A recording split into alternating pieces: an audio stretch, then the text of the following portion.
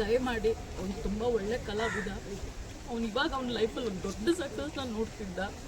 ಯಾರೆಲ್ಲ ಪ್ರಾಮಾಣಿಕವಾಗಿ ಕಲಾವಿದರಿಗೆ ಎಲ್ಲರಿಗೂ ಸಹಾಯ ಮಾಡಬೇಕು ಅಂತಿದ್ರೆ ದಯಮಾಡಿ ಅದೊಂದು ಕೆಲಸಕ್ಕೆ ಅವನ ಆಸೆ, ಅವ್ನ ಲೈಫಲ್ಲಿ ಇದ್ದಿದ್ದ ಗುರಿನೇ ಅದೊಂದು. ನನ್ನ ತಂಗಿ ಮದುವೆ ತುಂಬ ಚೆನ್ನಾಗಿ ಮಾಡಬೇಕು.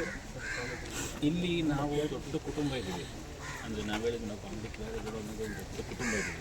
ಈ ಕುಟುಂಬ ಏನಿದೆ, ಈ ಕುಟುಂಬ ಸದಸ್ಯರು ನಾವುಗಳೆಲ್ಲ ಏನಿದ್ದೀವಿ, ನಾವೆಲ್ಲರೂ ಇಲ್ಲಿ ನಿಂತ್ಕೊತೀವಿ. ಅದ್ರ ಜೊತೆಗೆ ಕನ್ನಡ ಸಿನಿಮಾ ಇಂಡಸ್ಟ್ರಿ ಕಡೆಯಿಂದ ನಾವು ಒಬ್ಬ ಕಲಾವಿದನಿಗೋಸ್ಕರ ನಾವೆಲ್ಲರೂ ಸೇರ್ಕೊಂಡು ನಾವು ಇಡೀ ಟೀಮ್ ಎಲ್ಲ ಸೇರಿಕೊಂಡು ನಾವು ಕೂಡ ಸೇರ್ಕೊತಾ ಇದ್ದೀವಿ. ಸಪೋರ್ಟ್ ಹಾಕಿ, ನೀವು ಕೂಡ ಸಪೋರ್ಟ್ ಆಗಿ ನಿಂತ್ಕೊಳ್ಳುವಂಥ ಮುಖ್ಯ.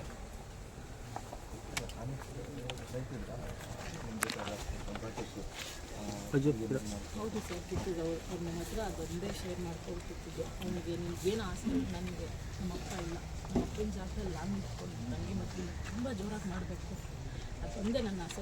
ನಾನು ಮದುವೆ ಆಗೋ ಆಸೆ ಕೂಡ ಇಲ್ಲ. ಅಷ್ಟೇ, ಅವಳೊಬ್ಬಳನ್ನ ತುಂಬ ಚೆನ್ನಾಗಿ ಮದುವೆ ಮಾಡ್ಕೊಟ್ಟು ಒಂದು ಒಳ್ಳೆ ಕಡೆ ಕೊಟ್ಬಿಟ್ರೆ ಒಬ್ಬ ಅಪ್ಪ ಆಗಿ ಏನು ಮಾಡ್ತಿದ್ರು ಆ ಜವಾಬ್ದಾರಿನ ನಾನು ತುಂಬ ನೀಟಾಗಿ ನಿಭಾಯಿಸ್ದಂಗಾಗುತ್ತೆ. ಅಷ್ಟೇ. ಅವನು ಯಾವಾಗ ಕೇಳಿದ್ರು ದುಡ್ಡು ಹೆಸರು ಮಾಡಬೇಕು, ದುಡ್ಡು ಮಾಡಬೇಕು, ನಮಗೂ ಅದನ್ನೇ ಹೇಳ್ತಿದ್ದೆ, ದುಡ್ಡು ಅಂತ ಸಾಯ್ಬೇಡಿ, ಎಷ್ಟು ದಿನ ಇರ್ತೀರೋ ದಿನ ಖುಷಿಯಾಗಿರಿ ಅಂತ. ಅವ್ನು ಯಾವತ್ತೂ ಸ್ಟೇಜ್ ಮೇಲೆ ಆ್ಯಕ್ಟ್ ಮಾಡಲಿಲ್ಲ ಸರ್. ಅವ್ನು ಏನಿದ್ದ ಅವನು ಹಾಗೆ ಬರ್ತಿದ್ದ ಸ್ಟೇಜ್ ಮೇಲೆ. ಅವ್ನ ಜೊತೆ